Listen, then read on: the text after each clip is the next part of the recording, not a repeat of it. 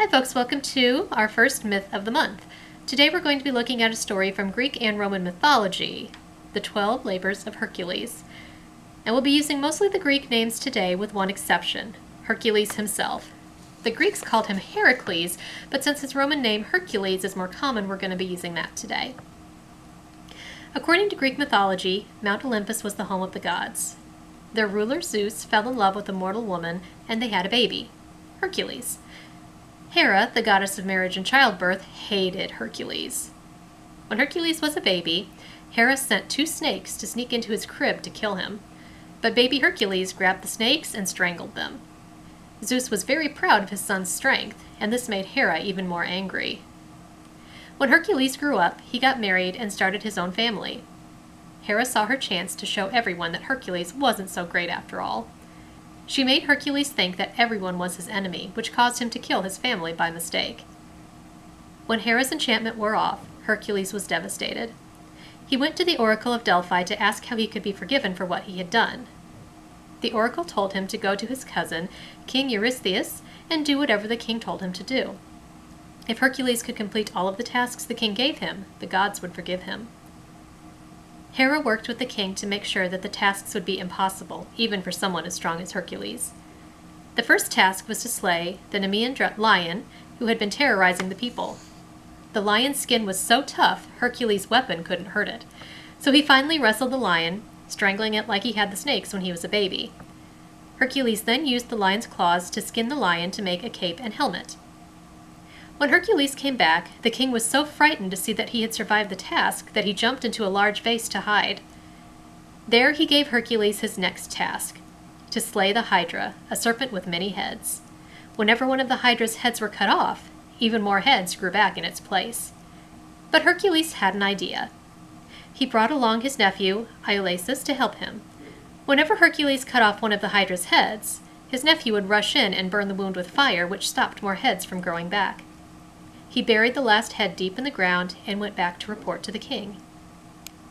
Hercules' next task was to capture the ARCADIAN stag, a white deer with golden horns.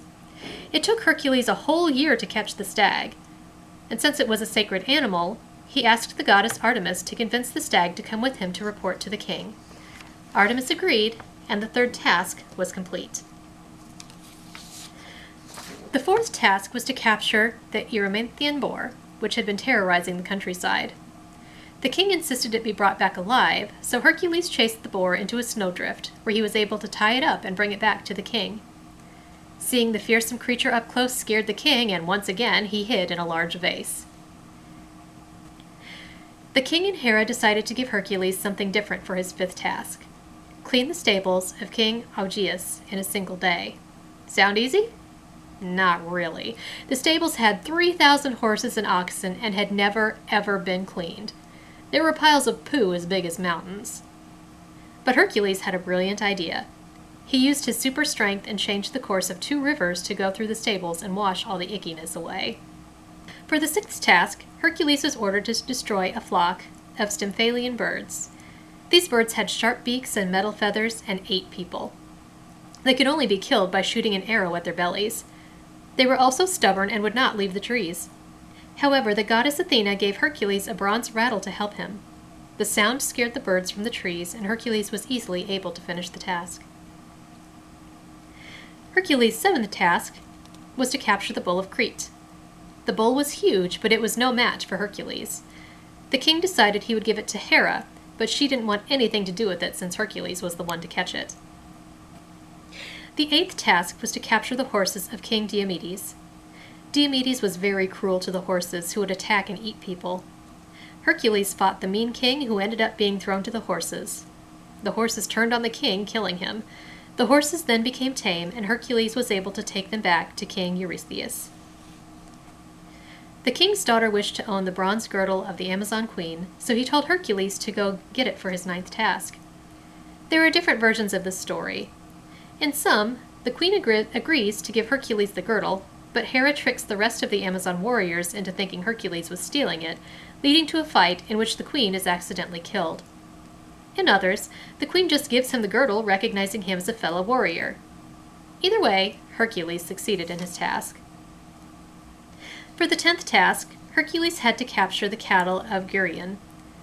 Problem is, GERYON was a terrible giant with 3 heads and 6 arms. Hercules defeated the giant and herded the cattle back to the king. The 11th task sounded easy enough at first. Gather the golden apples of the Hesperides. However, only gods or goddesses were allowed to visit the garden where they grew.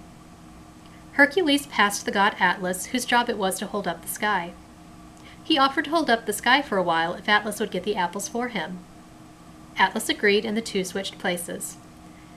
When Atlas came back, he told Hercules that he would take the apples back to the king and then return to take his place. Hercules knew that Atlas was trying to trick him, and he wasn't planning on actually coming back, so Hercules agreed, but told Atlas that he first needed to make a cushion for his shoulders. It was hard work holding up the sky, and he needed to make sure he was comfortable. When Atlas took the burden of the sky back, Hercules grabbed the apples and ran, leaving a very angry Atlas behind. For his final task, Hercules had to bring back Cerberus, the 3-headed dog that guarded the underworld. He spoke with Hades, the god of the dead, and asked permission to borrow Cerberus. Hades agreed on the condition that Hercules would not harm the dog. Hercules agreed and knocked the dog unconscious. He brought Cerberus back to the king, who immediately jumped back into his vase in fear. With this final task complete, the gods forgave Hercules for killing his family. Hercules would have more adventures and tribulations, and Hera would cause more trouble for him, but in the end, he was made a god and was able to live on Mount Olympus with his father Zeus. Thank you for joining us for this Myth of the Month, and we will see you next time.